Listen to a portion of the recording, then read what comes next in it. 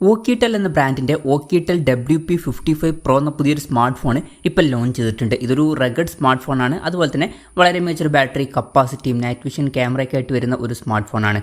എന്തായാലും ഈ ഒരു വീഡിയോയിൽ നമ്മൾ നോക്കാൻ പോകുന്നത് ഓക്കിടെൽ WP55 Pro എന്നുള്ള സ്മാർട്ട് ഫോണിനെ പറ്റിയിട്ടാണ്. പിന്നെ വീഡിയോ തുടങ്ങുന്നതിന് മുമ്പ് പറയാനുള്ളൊരു കാര്യം എന്താ വെച്ചാൽ, ഇതുപോലെ നിങ്ങളുടെ സ്വന്തം ഫോട്ടോ അല്ലെങ്കിൽ നിങ്ങൾക്ക് ഇഷ്ടപ്പെട്ട ഡിസൈൻ പ്രിന്റ് ചെയ്തിട്ടുള്ള മൊബൈൽ കേസുകൾ അഫോർഡബിൾ ആയിട്ടുള്ള പ്രൈസ് റേഞ്ചിൽ വേണം എന്നുണ്ടെങ്കിൽ ഇവിടെ ഒരു വാട്സപ്പ് നമ്പർ കൊടുക്കുന്നുണ്ട്. താഴെ ഡിസ്ക്രിപ്ഷനിലും കമന്റ് ബോക്സിലും ആ ഒരു വാട്സപ്പ് നമ്പർ കാണാം, നിങ്ങൾക്ക് കോൺടാക്ട് ചെയ്യാവുന്നതാണ്. അപ്പോൾ നമ്മൾ ആദ്യം ഫീച്ചേഴ്സും കാര്യങ്ങളൊക്കെ നോക്കുകയാണെന്നുണ്ടെങ്കിൽ ഈ ഒരു സ്മാർട്ട് ഫോണിൽ IP68 69K റേറ്റിംഗ് സപ്പോർട്ടൊക്കെ വരുന്നുണ്ട്. അത് വളരെ മികച്ചൊരു IP റേറ്റിംഗ് വരുന്നുണ്ട്, നല്ലൊരു കാര്യമാണ്. അതുപോലെ തന്നെ MIL STD 810Hൻ്റെ സർട്ടിഫിക്കേഷനും വരുന്നുണ്ട്. പൊതുവെ ബിൽഡ് ക്വാളിറ്റിക്ക് ലഭിക്കുന്ന സർട്ടിഫിക്കേഷനാണ്, അതും നല്ലൊരു കാര്യം തന്നെയാണ്. പിന്നെ ഇതൊരു റഗഡ് സ്മാർട്ട് ഫോണാണ്, അതുകൊണ്ട് തന്നെ ഈ ഫീച്ചേഴ്സൊക്കെ ഇമ്പോർട്ടൻ്റ് ആയിട്ടുള്ള കാര്യങ്ങൾ തന്നെയാണ്. പിന്നെ ബാറ്ററിയുടെ കാര്യത്തിൽ 11,000 mAhൻ്റെ ബാറ്ററി ഇതിൽ വരുന്നുണ്ട്. വളരെ കൂടിയൊരു ബാറ്ററി കപ്പാസിറ്റി വരുന്നുണ്ട്, അത് എടുത്തു പറയേണ്ട ഒരു കാര്യം തന്നെയാണ്. 33 വാട്ടിൻ്റെ ഫാസ്റ്റ് ചാർജിംഗ് സപ്പോർട്ടും വരുന്നുണ്ട്, ടൈപ്പ് സി ചാർജിംഗ് പോർട്ടും ഇതിൽ കൊടുത്തിട്ടുണ്ട്. മികച്ചൊരു ബാറ്ററി സെറ്റപ്പ് ഇതിൽ വരുന്നുണ്ട്.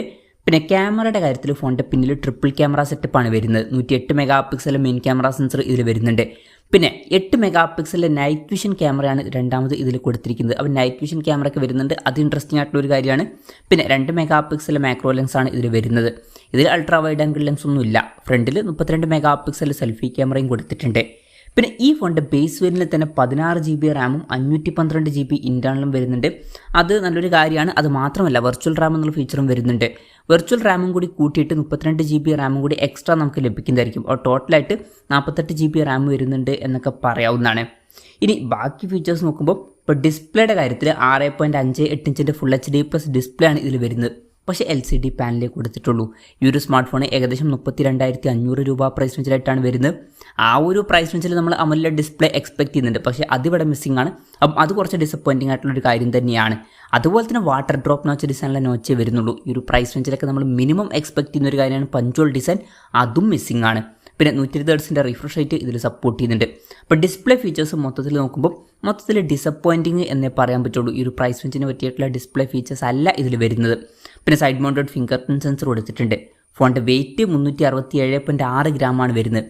വളരെ വെയിറ്റ് കൂടിയ ഒരു സ്മാർട്ട് ഫോണാണ്. അതുപോലെ തന്നെ തിക്നെസ് 15.3 mm ആണ് വരുന്നത്. അപ്പോൾ തിക്നെസ്സും വളരെ കൂടുതലാണ്. അപ്പം ആ കാര്യം പ്രത്യേകം ശ്രദ്ധിക്കണം. പിന്നെ ബാറ്ററി കപ്പാസിറ്റി ഇത്ര കൂടുമ്പോൾ സ്വാഭാവികമായിട്ട് വെയിറ്റും തിക്നെസ്സും കുറച്ച് കൂടുന്നതായിരിക്കും. പിന്നെ ഈ ഫോണിൻ്റെ ഒരു ഓറഞ്ച് കളർ വേരിയൻറ്റും അതുപോലെ തന്നെ ഒരു ബ്ലാക്ക് കളർ വേരിയൻറ്റുമാണ് ഇപ്പോൾ ലോഞ്ച് ചെയ്തിരിക്കുന്നത്.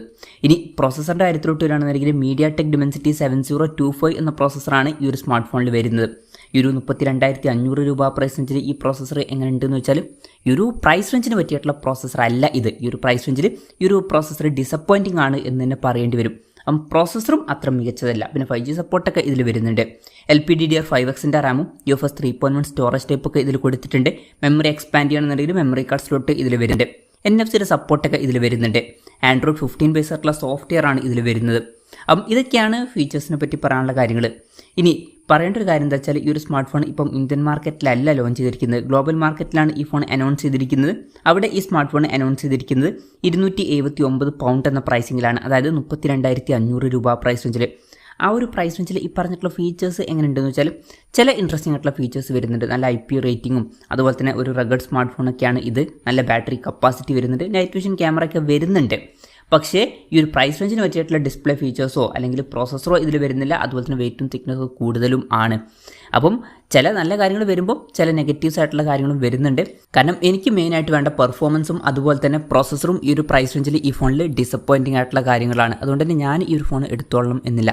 എന്തായാലും ഈ ഒരു ഫോണിനെ പറ്റിയിട്ടുള്ള നിങ്ങളുടെ അഭിപ്രായം ജസ്റ്റ് ഒന്ന് കമൻറ്റ് ചെയ്യുക. അതുപോലെ തന്നെ ഇതുപോലൊരു ഫോൺ നിങ്ങൾ എടുക്കുമോ എന്നുള്ള കാര്യം കൂടി ജസ്റ്റ് ഒന്ന് കമൻറ്റ് ചെയ്യുക.